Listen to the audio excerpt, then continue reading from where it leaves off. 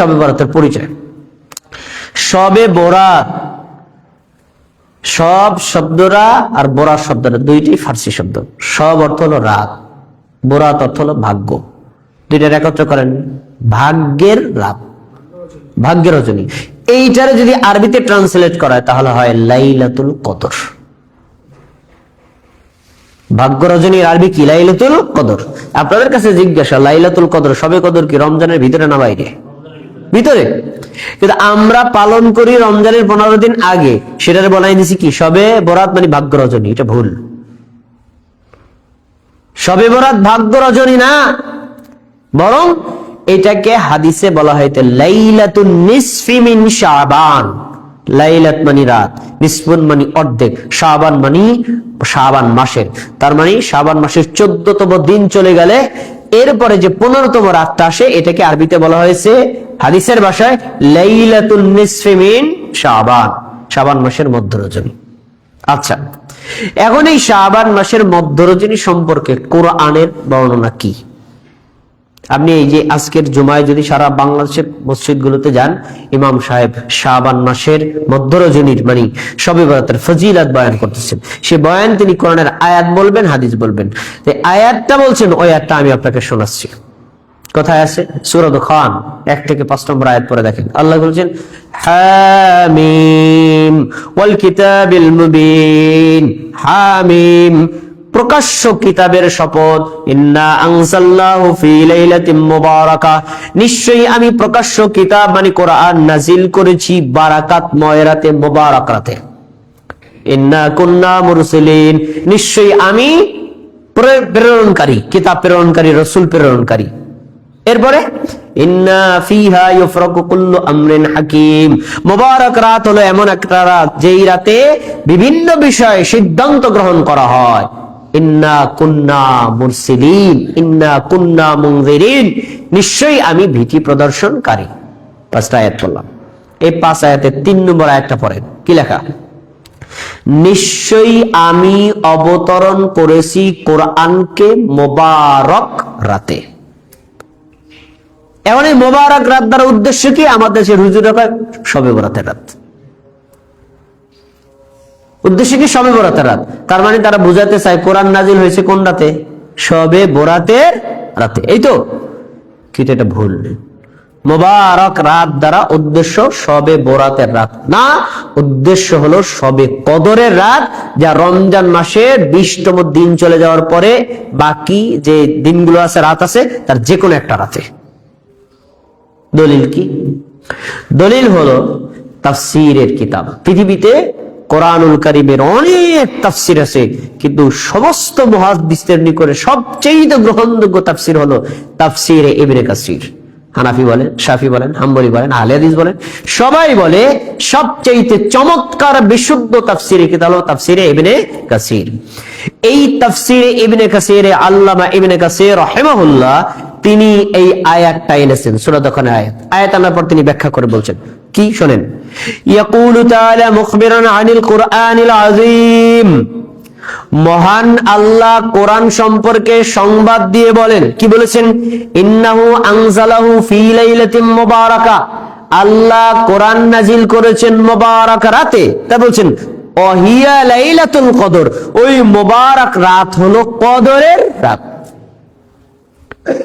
তাহলে তিনি মুবারাক রাত দ্বারা কি শবে বরাতের রাত বললেন না শবে কদরের রাত বললেন? শবে কদরের রাত। এখন প্রশ্ন হলো, উনি তো একজন মুফাসসির, ওনাটা সঠিক বুঝবো কিভাবে?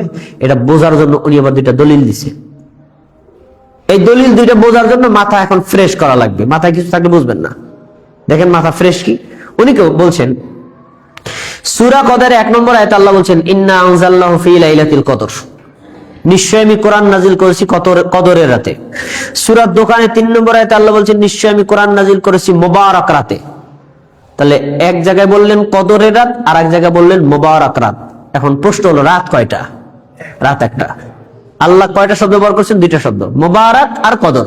তার মানে একটা রাতের 2টা নাম, রাত একটাই, রাত একটাই। এখন এই রাতটা কোথায়?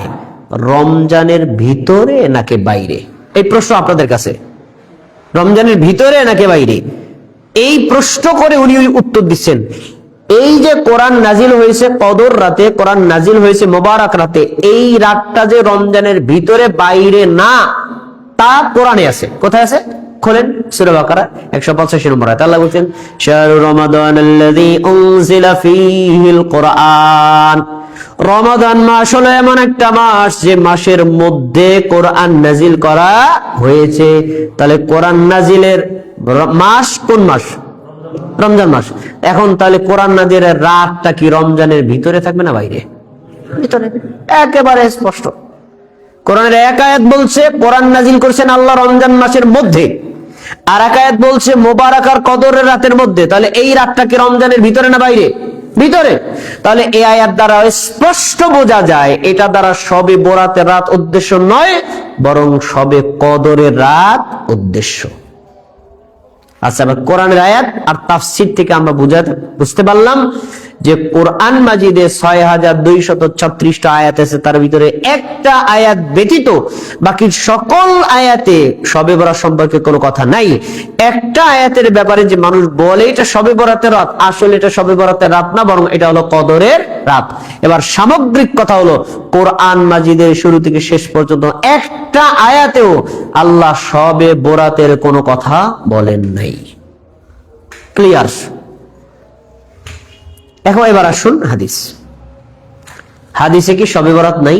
আছে, আছে, হাদিসে শবে বরাত আছে। কিন্তু হাদিসগুলো আমরা বলি, হাদিস সম্পর্কে মুহাদ্দিসদের মন্তব্যটাকে আমরা গোপন করে রাখি, এটি হলো অপরাধ। আবার আমি সূত্রবিদ্যা বলছি, খেয়াল করে শুনুন। ইসলামী শরিয়াতে কোনো আমল করার আগে দলিল জানা ফরজ।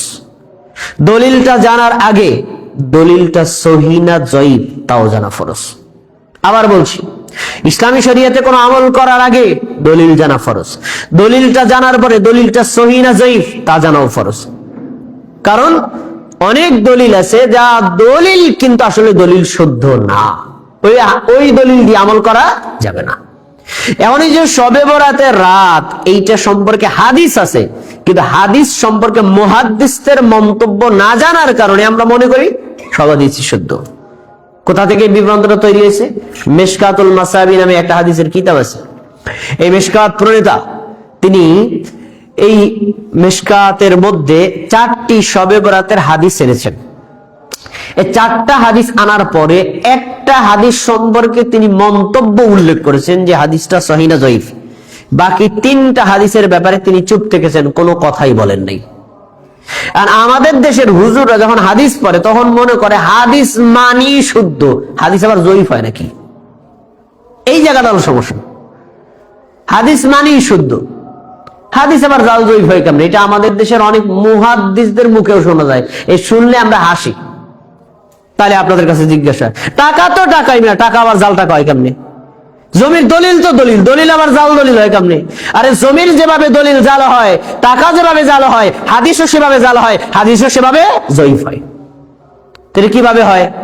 আপনার একটা জমি আছে, এই জমিটাকে আমি নিজে নকল করে বানাইয়া আপনার একজনের স্বাক্ষর টাক্ষর গোপন করে তারপরে একটা কপি বানাইয়া বললাম এই দলিল আমার, দলিলটা আমার, এই জমিটা আমার। তখন এই দলিলটা যদি চেক করতে যায় তাহলে ধরা পড়ে যাবে। তাহলে আমার দলিলটা হলো জাল, আর আপনি যে কিনেছিলেন আপনার দলিলটা হলো অরিজিনাল। তাহলে জমিরে দলিল যেরকম জাল হয়, হাদিসে এরকম জাল হয়। বুঝতে পারছেন? এইটা অনেকে বুঝতেছেন, হাদিস আবার জাল হয় কেমনে? হয় যখন কোন ব্যক্তি নিজের কথাকে নবীর নামে চলায় তখন তা জাল হয়। বুঝাই আমি? দেখেন এই হাদিস আপনারা শুনছেন কিনা? আমরা বহু আলেমদের মুখে শুনেছি, উতলুবুল ইলমা ওয়ালাউ কানা ফিস সিন। আরে জ্ঞান অর্জন করবা সিন দেশে গিয়ে হলেও। কে বলছেন? আল্লাহর নবী। শুনছেন আপনারা? এটা শুনছেন? এটা একটা আরবি প্রবাদ বাক্য, আমাদের নবী বলেন নাই। এখন নবী যদি না বলে, তার নামে বানিয়ে কোন শব্দ বলে, ওটাকে কি হাদিস কবেন আপনি? হাদিস। পৃথিবীতে অনেক ভালো কথা আছে, সব ভালো কথা কি আমাদের নবী বলেছেন? না। ভালো কথা বললেই কি নবীর নামে চালানো যাবে না? কারণ জাল কোন কথা যদি নবীর নামে বলা হয় ইসলামকে বিকৃত করা হবে। এই জন্য নবী সাল্লাল্লাহু আলাইহি ওয়াসাল্লাম সাবধান করেছেন, সাবধান, আমার নামে একটা কথা বলার আগে 100 বার শিওর হবা। আমার নামে যদি ইচ্ছাকৃতভাবে কোনো মিথ্যা কথা বলো, তোমার থাকার জায়গা জাহান্নাম। আসুন, মিশকাত বর্ণনায় 4টা হাদিস উল্লেখ করেছেন। আমি হাদিস 4টা আপনাদেরকে শোনাবো, আর এই হাদিস সম্পর্কে মুহাদ্দিসদের মন্তব্য শোনাবো। আর আজকে যদি এইখানে খুতবা শুনতে না এসে আপনি অন্য কোনো মসজিদে যাইতেন, হাদিসগুলো শুনতেন, হাদিসের মন্তব্য আপনারা বলতো না। এই হলো পার্থক্য। আসেন, প্রথম মন্তব্যটা কি? আয়েশা রাদিয়াল্লাহু তাআলা আনহা তিনি বলছেন, রাসূল সাল্লাল্লাহু আলাইহি ওয়াসাল্লাম একদিন তাকে বললেন, আয়েশা তুমি কি জানো এই যে শাবান মাসের 14 তারিখ দিন চলে যাওয়ার পরে 15তম রাত, এই রাতটার মর্যাদা কি? তিনি বলছেন আমি তো জানি না। তো মর্যাদা কি শোনো, এই রাতটা হলো এমন রাত, এই রাত থেকে শুরু করে আগামী বছর এই শবে বরাত রাত পর্যন্ত 1 বছরে যত মানুষ জন্ম নেবে তাদের তালিকা লেখা হয়, যত মানুষ মারা যাবে তাদের তালিকা লেখা হয়, এবং এই 1 বছর পর্যন্ত তাদের রিজিক আসমান থেকে অবতরণ করা হয়। 1 বছর পর্যন্ত যত আমল তারা করেছে আল্লাহর আরশে আমলগুলো উঠানো হয়। এই 4টা পয়েন্ট বলছেন। আচ্ছা, এই 4টা যখন বলছেন, হাদিস তো বলা হয়ে গেল, হাদিসটা মিশকাত বর্ণিত বলছেন রাওয়াহুল বাইহাকি ফি দাওয়াতিল কাবীর। এই হাদিসটা বর্ণিত আছে ইমাম বাইহাকির লেখা দাওয়াতুল কাবীর নামক কিতাবে। এই পর্যন্ত শেষ। এখন আমি যেভাবে হাদিসটা বলছি না, আপনাদেরকে আজকে এই হাদিসটাই বলছে, কিন্তু হাদিসের মন্তব্য শুনুন। এই হাদিসটা দাওয়াতুল কাবীর কিতাবেই নাই। তো যে হাদিসের রেফারেন্স দেওয়া হলো, কারণ যদি হাদিসটাই না থাকে তাহলে হাদিসের অস্তিত্বহীন হয়ে যায় না। পয়েন্ট 1। 2 নম্বর, এই হাদিসটা আসলে দাওয়াতুল কাবীর কিতাবে নাই, অন্য হাদিসের কিতাবে আছে। এই হাদিস সম্পর্কে মুহাদ্দিসদের মন্তব্য ইসনাদুহু দাঈফুন, এই হাদিসের সনদ হলো দুর্বল, হাদিস বিশুদ্ধ না, হাদিস সহিহ না, এর উপর আমল করা ও বিশ্বাস করা যাবে না। যে পরে যে কয়টাগুলো বললাম, হাদিস শুদ্ধ না, হাদিসের উপর আমল করা যাবে না, এই মন্তব্য আপনি অন্য মসজিদে গেলে শুনতেন না। শুধু হাদিসটা বলে শেষ। 1 নম্বর হাদিস গেল। 2 নম্বর, আয়েশা রাদিয়াল্লাহু তাআলা আনহা বলছেন, রাসূল সাল্লাল্লাহু আলাইহি ওয়াসাল্লাম আমার ঘরে আমার রুমে শোয়া ছিলেন। অর্ধরাতে ঘুম শেষ হওয়ার পরে আমি নবীরে তালাশ করি, কই গেল, পাই না। মনে মনে ভাবলাম আজকে রাতে তো আমার ঘরে শোয়ার পালা, তো তিনি আবার অন্য স্ত্রী ঘরে গেলেননি। আমি ঘর থেকে বের হয়ে তালাশ করতেছি, দেখলাম যে আমাদের ঘর থেকে কিছু দূর সামনে আগালে তো বাকি নামক কবরস্থান। রাসূল সাল্লাল্লাহু আলাইহি ওয়াসাল্লাম কবরস্থানে দাঁড়াইয়া কবর জিয়ারত করতেছে আর কবরস্থ লোকদের জন্য দোয়া করতেছে। আমি যখন পিছন থেকে হেঁটে গেছি, তিনি আমার পায়ের আওয়াজ পাইছেন। তখন তিনি বলছেন, আয়েশা তুমি কি আশঙ্কা করেছো আমি তোমার সাথে খেয়ানত করব? মানে খেয়ানত বলতে, তোমার আজকে তোমার সাথে ঘুমানোর পালা, আমি তোমার রাইখা যাই আর এক স্ত্রীর কাছে যাব, এরকম খেয়ানত আমি করবো, এটা তুমি মনে করছো? আয়েশা হা না বলে বলছে যে আল্লাহ রাসূল আমি আপনাকে তালাশ করার জন্য বের হয়েছি। তখন তিনি বলছেন, শোনো আমি আজকে রাতে কেন বের হয়েছি, এর কারণ কি জানো? এই জন্য বের হয়েছি, এই রাতটা হলো এমন রাত, এই রাতে আল্লাহ তাআলা আসমানের মানে দুনিয়ার আসমানে নেমে আসেন। তারপরে তিনি বনি কালব গোত্রে যত ছাগল আছে, ছাগলের গায়ে যত পশম আছে, এক একটা পশম এক একজন মানুষ, এইভাবে যত মানুষ হয় তত মানুষের পাপ তিনি ক্ষমা করেন। আচ্ছা, এই যে হাদিস বলছে না, হাদিস এখানে যদি থাইমা যাই, আপনারা এখন কি করবেন? তাহলে ওই রাতে আমল করবেন, তাই না? আর এই পর্যন্ত কি আমাদের হুজুরে থামে গেছে? হাদিসের পরের শব্দ শোনেন, পরের শব্দগুলো বলে না। পরের শব্দগুলো কি? পরের শব্দ হলো ক্বালা আবু ঈসা হাদিসুন আয়েশা লা না'রিফুহু ইল্লা মিন হাযা হাদিসিন মিন হাজ্জাজ। ইমাম ইবনে মাজাহ বলছেন, মিশকাত বর্ণনা বলছেন, ইমাম তিরমিজি বলেছেন এই হাদিসটা আয়েশা থেকে বর্ণিত, সনদ সঠিক নয়, বরং একটাই সনদ আছে। আর ওয়াসামি'তুহু মুহাম্মাদান ইউদাইফু হাযাল হাদিস, হাদিসের জগতে, মুহাদ্দিসদের জগতে শিরোমণি আমি ইমাম বুখারী বলতে শুনেছি, তিনি বলেছেন এই হাদিসটা হলো দুর্বল হাদিস, সহিহ হাদিস না। সহিহ হাদিস না। আচ্ছা, তারপরে ওয়াকাল আল বুখারী, এখন ইমাম বুখারী কি জোর করে বললেই জয়ীফ হয়ে যাবে? না, ইমাম বুখারী কারণ দেখাইছেন কেন জয়ীফ। শোনো, তিনি বলছেন ইয়াহইয়া লাম ইয়াসমা মিন উরওয়া, এই হাদিসের সনদে উল্লেখ করা উরওয়া ইয়াহইয়া থেকে শুনেছে বা ইয়াহইয়া উরওয়া থেকে শুনেছে, আসলে শুনে নাই, আন্দাজে কথা। এরপরে বলছেন লাম ইয়াসমা মিন ইয়াহইয়া, হাজ্জাজ যে দাবি করেছে তিনি ইয়াহইয়া থেকে শুনেছেন, আসলে তিনি শোনেন নাই, ধারণামূলক ভাবে বলেছেন।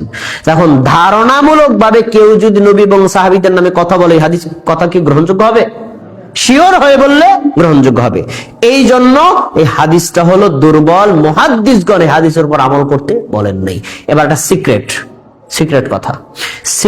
কথা হলো এই, রাসূল সাল্লাল্লাহু আলাইহি সাল্লাম যদি কোন রাত কোন দিনের কোন মর্যাদা জানতেন, গোপনেই পালন করতেন না সাহাবীদেরকে বলতেন?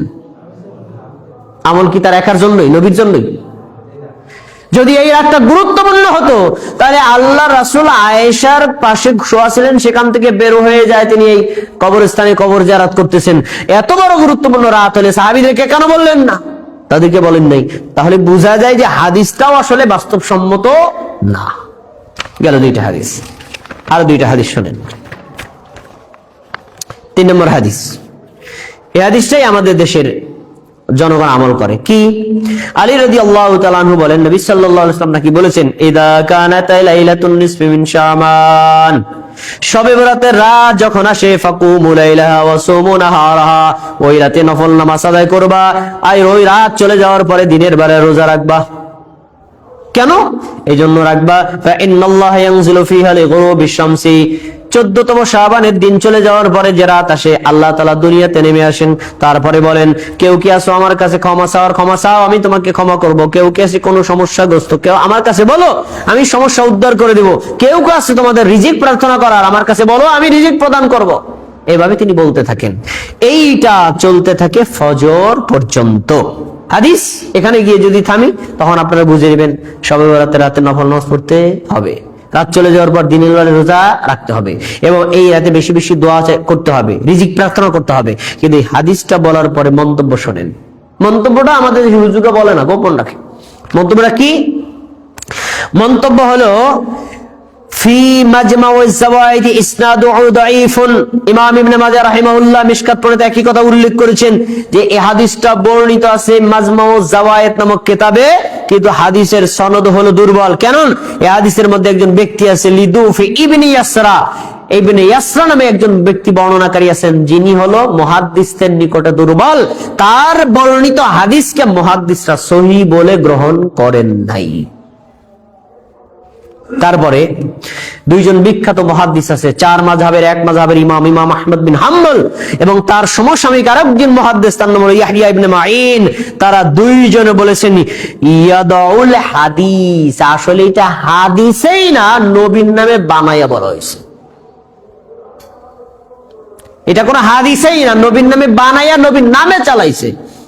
এখন যদি নবী নিজে না বলেন, নবীর নামে বানায়া যদি বলা হয় শবে বরাতে নামাজ পড়ো, দিনের বেলায় রোজা রাখো, জিকির আজকার করো, দোয়া করো, তাহলে এই বানানো হাদিস দিয়ে দোয়া করলে, জিকির আজকার করে নফল নামাজ পড়লে নেকি পাওয়া যাবে? যাবে না। এই কথাটা যে বানোয়াট, এই কথা আমাদের দেশের হুজুররা গোপন রাখে। অতএব শবে বরাতকে টার্গেট করে কোন নফল নামাজ পড়ার বর্ণিত হাদিস বিশুদ্ধ নয়, বানোয়াট হাদিস। এই হাদিসের উপর আমল করা যাবে না। আর শুধু শবে বরাতকে টার্গেট করে নফল রোজা রাখা যাবে না। এখন আপনি যদি মনে করেন প্রত্যেক মাসে 3টা রোজা রাখেন, 13 তারিখ, 14 তারিখ, 15 তারিখ, তাহলে এই শাবান মাসেও তো 13 তারিখ, 14 তারিখ, 15 তারিখ শবে বরাতের দিন পরে নাকি পরে না? আপনি রোজা রাখতে পারবেন। কেন রাখবেন? অন্যান্য মাসে রাখছেন সেই কারণে। এখন অন্য কোন মাসের খবর নাই, শবে বরাতে উপলক্ষে রাখলেন, তাহলে হবে না। কেন হবে না? কারণ এই প্রসঙ্গে বর্ণিত হাদিস শুদ্ধ না। এবার একটা চমৎকার কথা বলি। এই যে জাল হাদিসটা শুনাইলাম, এই হাদিসে কি বলা আছে? বছরে একটা রাতে আল্লাহ তাআলা প্রথম আসমানে নেমে এসে বলেন, কেউ ক্ষমা চাইলে ক্ষমা চাও, কেউ প্রার্থনা করলে করো, কেউ রিজিক চাইলে চাও, আমি দিব। এটা হলো বছরে এক রাত। অথচ বিশুদ্ধ হাদিসে, সব মুহাদ্দিস একমত, বিশুদ্ধ হাদিসে উল্লেখ করা আছে প্রত্যেক রাতে বছরে একবার না, প্রত্যেক রাতে রাতটাকে 3 ভাগে ভাগ করবেন। প্রথম 2 ভাগ চলে যাওয়ার পরে শেষ ভাগে আল্লাহ তাআলা প্রথম আসমানে নেমে আসেন। কোথায় বর্ণিত আছে? সহিহ মুসলিমে। আন আবি হুরায়রা রাদিয়াল্লাহু তাআলা আনহু আন্নাহু ক্বাল ক্বালা রাসূলুল্লাহ সাল্লাল্লাহু আলাইহি ওয়াসাল্লাম, আবু হুরায়রা রাদিয়াল্লাহু আনহু রাসূল সাল্লাল্লাহু আলাইহি ওয়াসাল্লাম বলেন, ইয়ানজিলুল্লাহু আযজা ওয়া জাল্লা ইলা সামাঈদ দুনিয়া হিনা ইয়ামদি সুলুসুল লাইলিল আউয়াল। প্রত্যেক রাতে আল্লাহ তাআলা রাতটাকে 3 ভাগে ভাগ করার পরে 1 ভাগ চলে যাওয়ার পরে শেষ 2 ভাগের জন্য প্রথম আসমানে নেমে আসেন। নামার পরে তিনি বলেন, ফায়াকুলু আনাল মালিকু, তিনি বলেন আমি রাজা, আমি বাদশা, আমি শাহানশাহ, আমি হলাম রাজাধিরাজ। তোমরা শোনো, মান জাল্লাযী ইয়াসআলুনি ফাউতিয়াহু, তোমাদের মধ্যে কেউ কি আছো আমার কাছে কিছু চাইবা? তাহলে রাশের শেষ 2 ভাগে আমার কাছে চাও, আমি তোমাদেরকে দিব। মান জাল্লাযী ইস্তাগফিরুনি ফাগফিরলা, তোমাদের মধ্যে কেউ কি আছো আমার কাছে পাপ থেকে ক্ষমা চাইবা? ক্ষমা চাও, আমি তোমাকে ক্ষমা করে দিব। এরপরে বলছেন, তোমাদেরকে কারোর কোনো রিজিক আছে দরকার, চাইবা আমার কাছে চাও, আমি রিজিক দেব। তোমরা বিপদের মধ্যে পড়ে আছো, বিপদ থেকে উদ্ধারের জন্য আমার কাছে বলো, আমি তোমাকে দিব। হাত্তা ইয়াতুলি আল ফজর, এই কথা আল্লাহ তাআলা প্রতি রাতে ফজর পর্যন্ত বলতে থাকেন। সুবহানাল্লাহ। আচ্ছা, এবার শুনেন, শবে বরাত রাতে আল্লাহ নেমে এসে বান্দাকে ক্ষমা করেন, রিজিক দেন বছরে 1 রাত। হাদিস বানোয়াট। আর সহিহ হাদিস, প্রত্যেক রাতেই আল্লাহ তাআলা নেমে এসে আপনার কাছে বলতে থাকেন, আসো কেউ কিছু চাইবা, তাহলে তুমি চাইলে আমি তোমাকে দিব। হাদিস সহিহ।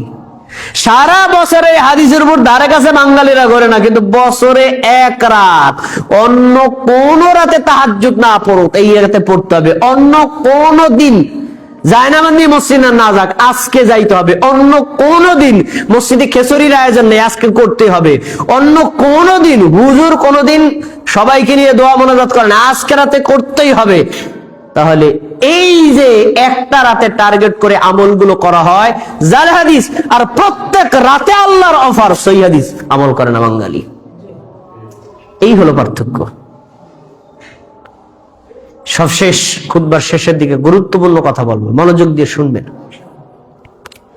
3টা হাদিস আপনাদের সামনে পেশ করেছি, 2টা মারাত্মক দুর্বল আর একটা জাল হাদিস। এই 3টা হাদিসের উপর আমল করা যাবে না, প্রচারও করা যাবে না। এবার শবে বরাত সংক্রান্ত একটা হাদিস, হাদিসটা মোটামুটি কিছু মুহাদ্দিসরা বলছেন এই হাদিসটা ভালো, আপনারা এই হাদিসটার উপর বিশ্বাসও করতে পারেন, আমলও করতে পারেন। এটাকে বলা হয় হাসান লি গায়রিহি। হাসান লি গায়রিহি মানে এই হাদিসের একাধিক সনদ আছে, যে সনদের অর্থ এবং সনদগুলো একটা আরেকটাকে সাপোর্ট করার কারণে মুহাদ্দিসরা বলছেন এই হাদিসটা মোটামুটি চলে, কেউ এর উপর আমল করতে পারেন। আমি ধরে নিলাম হাদিসটা সহিহ, কিন্তু সহিহ হাদিসে যা বলা হয়েছে বাঙালি এর ধারে কাছেও করে না, বাঙালি এর ধারে কাছেও করে না। শোনেন সহিহ হাদিস। عن ابي موسى الاشعري رضي الله تعالى عنه انه قال, আবু মুসা আশআরী রাদিয়াল্লাহু আনহু বলেন, রাসূল সাল্লাল্লাহু আলাইহি ওয়াসাল্লাম বলেছেন, ইন্নাল্লাহা লা ইয়াত্তালিউ ফি লাইলাতিন নিসফি মিন শাবান, শাবান মাসের 14তম দিনের বেলায় সূর্য অস্ত যাওয়ার পর 15তম রাত যখন আসে, তখন আল্লাহ তাআলা সৃষ্টির দিকে মনোযোগ দেন, বান্দার দিকে মনোযোগ দেন। বলেন সুবহানাল্লাহ। আমরা কি আল্লাহর সৃষ্টি না? আল্লাহ আমাদের দিকে মনোযোগ দেন, স্পেশাল মনোযোগ। এমনিতে সব সময় আল্লাহ আমাদের খোঁজ খবর রাখেন, এইটা হলো স্পেশাল রহমতের মনোযোগ। মনোযোগ দিয়ে কি করেন? এরপরে আল্লাহ রাব্বুল আলামিন ফায়াগফিরু লিজামিই খালকিহি, জিনদের মধ্যে ইনসানদের মধ্যে সব জিনদেরকে আল্লাহ ক্ষমা করেন, সব ইনসানদেরকে আল্লাহ ক্ষমা করে দেন। জান, আজকে তোমাদের পাপ ক্ষমা করে দিলাম। সুবহানাল্লাহ। কিন্তু 2 জন ব্যক্তি ক্ষমা পাবা না, এদের জন্য ক্ষমা স্থগিত। 2 জন ব্যক্তি ক্ষমা পাবা না, তাদের ক্ষমা স্থগিত। ক্ষমা পেতে গেলে এই 2টা পাপ ছাড়তে হবে, ছাড়লে বাবা, নাইলে বাবা না। পাপ 2টা কি? 1, ইল্লা লিমুশরিকিন আও লিমুশাহিনিন, যে ব্যক্তি শিরিক করবা শবে বরাতের রাতে ক্ষমা স্থগিত হবে না। 2, যে ব্যক্তি হিংসা বিদ্বেষে লিপ্ত মুসলমানের সাথে শত্রুতা করো, হিংসা বিদ্বেষে লিপ্ত আর এক মুসলমানের সমালোচনা করো, গীবত পরনিন্দা করো, অপর মুসলমানের সাথে সবসময় খোঁচাখুচি আড়াআড়ি করে বাজাই রাখো, এইরকম যারা করো, এই রাতে তাদের ক্ষমা স্থগিত ক্ষমা হবে না। হাদিস সহিহ।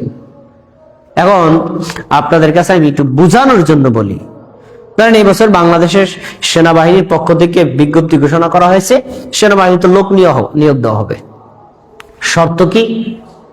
শর্ত হলো সেনাবাহিনীতে এবছর যারা যোগদান করবে তাদের অবশ্যই মুক্তিযোদ্ধার কোটার সন্তান হতে হবে। মুক্তিযোদ্ধার সন্তান না হলে তাদের মানে আবেদন অ্যালাউ করা হবে না। এখন আপনি মুক্তিযোদ্ধার সন্তান না, আপনি যদি আবেদন করেন চাকরি হবে? হবে কেন? শর্তই তো দেওয়া আছে যে মুক্তিযোদ্ধার সন্তান না হলে আপনার চাকরি আবেদনই করতে পারবেন। আপনি করলেন যে এটা একটা অপরাধ। এখানে এরকম আল্লাহ তাআলা শবে বরাতের রাতে আপনার পাপ ক্ষমা করবেন, আল্লাহ শর্ত দিয়েছেন ক্ষমা চাও, শিরিক থেকে তওবা করতে হবে, ক্ষমা চাও, তাহলে তোমার হিংসা বিদ্বেষ থেকে বেরিয়ে আসতে হবে। এখন এই রাতে আমরা শিরিক থেকে মুক্ত হব দূরের কথা, শিরিক আরো বেশি করি। কেমনে বেশি? গ্রামে তো অনুভব করেন না, আপনি একটা বছরে শবে বরাত ঢাকা শহরে কাটাইন, তা দেখতে পারবেন না শিরিক কেমনে চলে। আরে ওই শবে বরাতের রাতে এশা নামাজ পড়ার পরে 2-4 রাকাত নফল নামাজ পড়ে তসবিহটা হাতে লইয়া হাইকোর্টের মাজার, গোলাপশার মাজার, অমুকের মাজার, তমুকের মাজার, মাজার জিয়ারাত, মাজারে যেয়ে চুমা দেওয়া, মাজারে দিয়ে সেজদা করা, মাজারে দিয়ে টাকা পয়সা দান করা, মানে যেই রাতে শিরক করলে ক্ষমা পাওয়া যাবে না, আল্লাহর কই আইলে এই রাত আর বেশি করব, আল্লাহ লাগে যুদ্ধ লাগাই দিছে।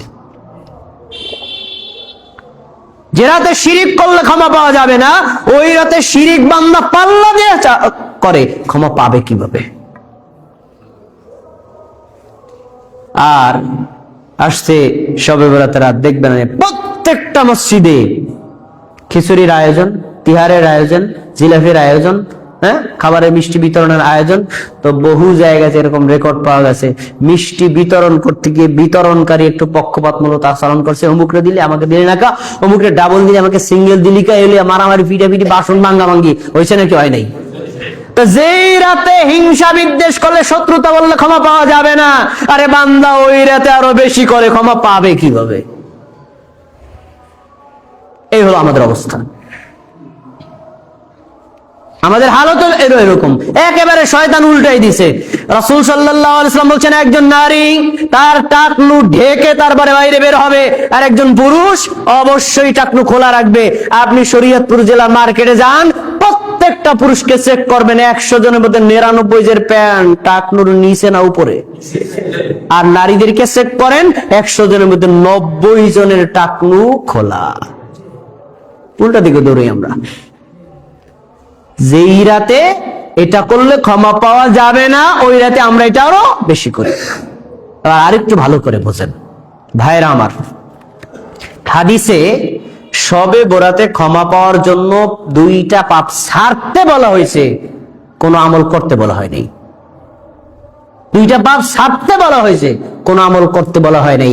আগত শবে বরাতের রাতে যদি কোনো বান্দা বান্দি ক্ষমা পেতে চায়, তাহলে সে যদি শিরিক কখনো করে, আল্লাহর কাছে তওবা করে শিরিক থেকে ফিরে আসে, সে যদি পরস্পর মুসলমানের সাথে হিংসা বিদ্বেষ আর শত্রুতায় লিপ্ত হয়ে থাকে, এগুলো থেকে সে যদি বেরিয়ে আসে, সারা জীবনও যদি সে শবে বরাত পালন না করে, আল্লাহ তাকে অটোমেটিক ক্ষমা করে দিবেন।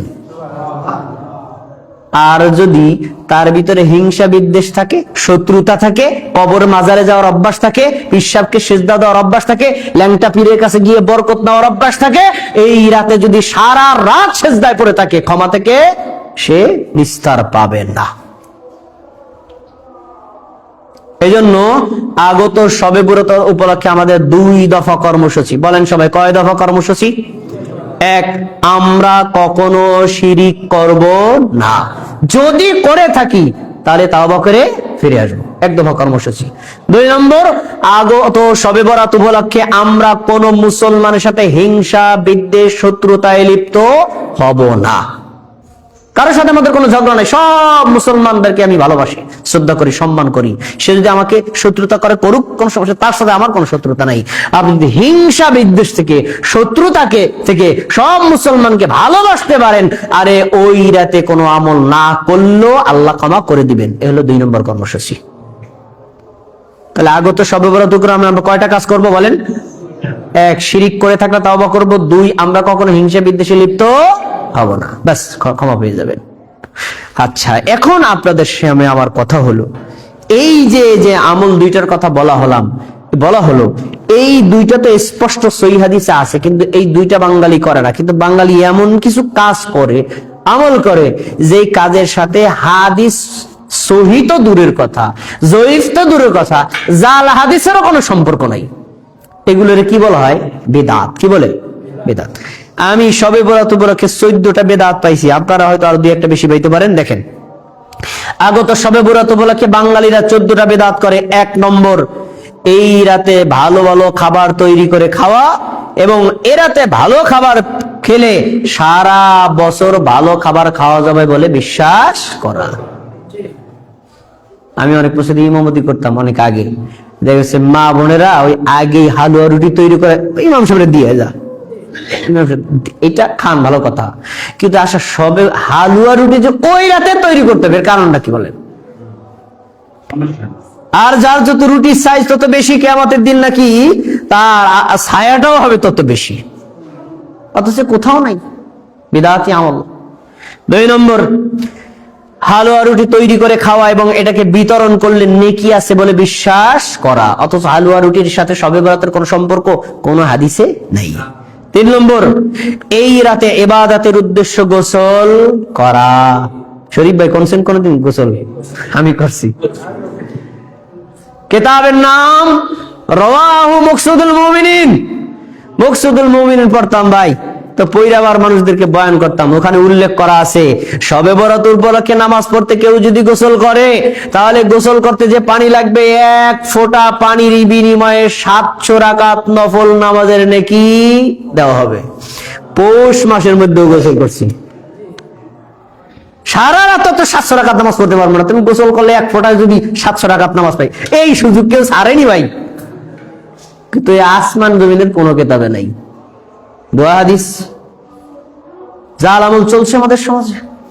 তারপরে এই রাতে তাকদীর লেখা হয় বলে বিশ্বাস করা।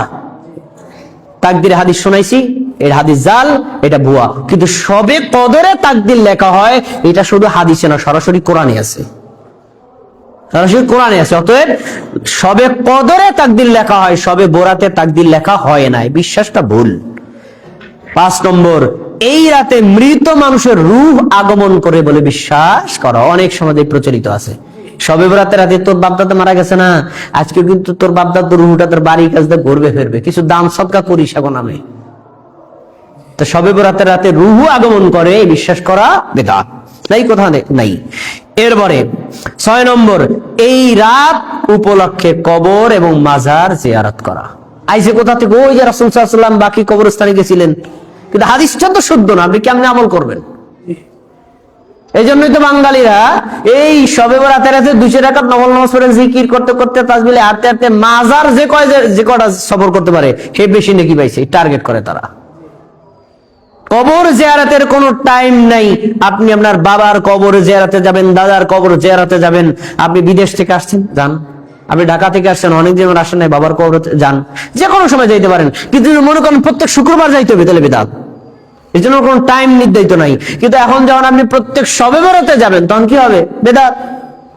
এরপরে এই রাতের ফজিলতে বিভিন্ন মিথ্যা কিসসা কাহিনী এবং জাল জয়ীফ হাদিস বর্ণনা করা। একটু আগে বললাম হাদিসগুলো বলে, কিন্তু হাদিসটা জাল, এটা তারা বলে না। তাহলে জাল জয়ীফ হাদিস বর্ণনা করা হলো, এটাও একটা বিদআত।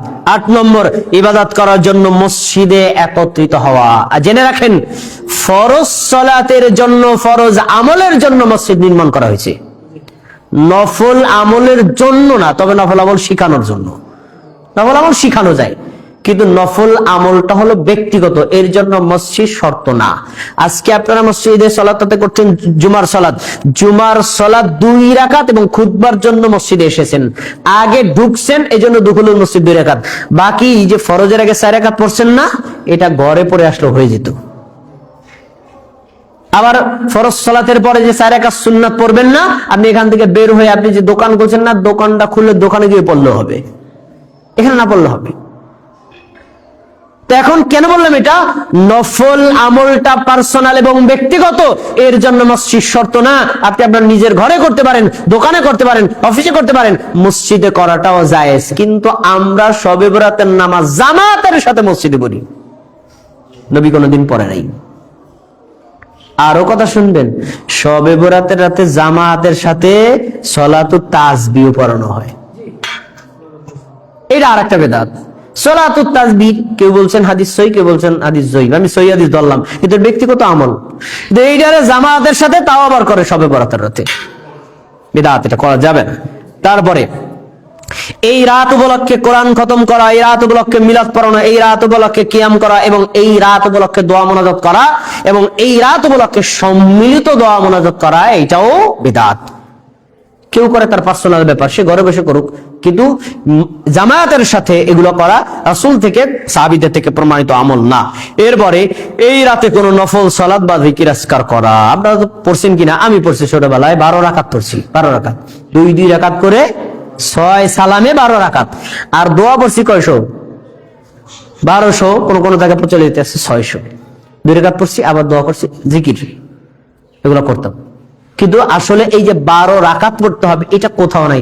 বর্তমানে যে হুজুর যারা আছে তারা অস্বীকার, যে জিজ্ঞেস করবেন হুজুর 12 রাকাত করে, ভাইয়ান কি করবেন, মানুষের সময়টা দিতে হবে, মিয়া 12 রাকাত পড়েন, এটা বলতো তৈব, এর লিগে বলি। এরা নিজেরাও জানে যে 12 রাকাত সংখ্যা কোথাও নাই। এইভাবে এই বেদাত গুলো প্রচলিত আছে। তারপরে 11 নম্বর, এই শবে বরাত উপলক্ষে নফল সালাত আদায় করা। এমনি সাধারণ আপনি নফল সালাত আদায় করতে পারেন, সিয়াম পালন করতে পারেন, কিন্তু শবে বরাত উপলক্ষে কোনো নফল সিয়াম বা রোজা নাই।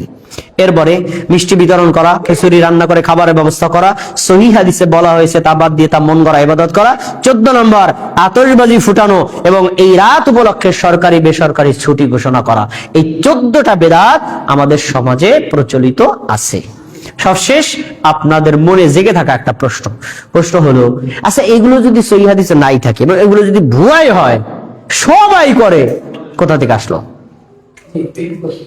সবাই করে, আসলো কোথা থেকে? আমরা কি হঠাৎ করে পেয়ে গেলাম? আসলো কোথা থেকে? আসার তো একটা ইতিহাস আছে। কোথা থেকে আসছে শোনেন।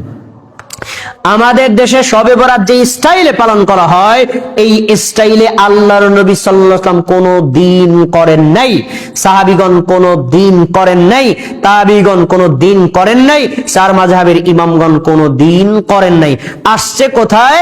আমাদের নবী মারা গেছেন 11 হিজরিতে, তারও প্রায় 430 বছর পর, আমাদের নবীর মৃত্যুর 430 বছর পর 448 হিজরি সালে ফিলিস্তিনের জেরুজালেমের বাইতুল মাকদিস মসজিদে সর্বপ্রথম আনুষ্ঠানিকভাবে এই শবে বরাত পালন করা শুরু হয় বাইতুল মাকদিস মসজিদে। সেখান থেকে ইরানে, ইরাকে, তারপরে সিরিয়ায়, এভাবে ছড়াইতে আফগানিস্তান, পাকিস্তান, ভারত, বাংলাদেশে ঢুকছে। ওইখান থেকে এখানে আসছে, রাসূল থেকে হয় নাই, আর সৌদি আরব থেকে আসে নাই। যখন থেকে এই আমলটা ব্যাপক হারে চালু হয়েছে, তৎকালীন সময়ে যারা হক্কানি আলেম ছিলেন, মুহাদ্দিস ছিলেন, তারা এর তীব্র বিরোধিতা করেছেন।